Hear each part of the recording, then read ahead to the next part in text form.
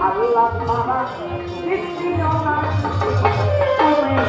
দান করো ইমান দান করো ইমান দান করো ইমান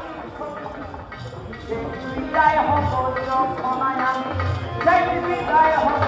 যখনা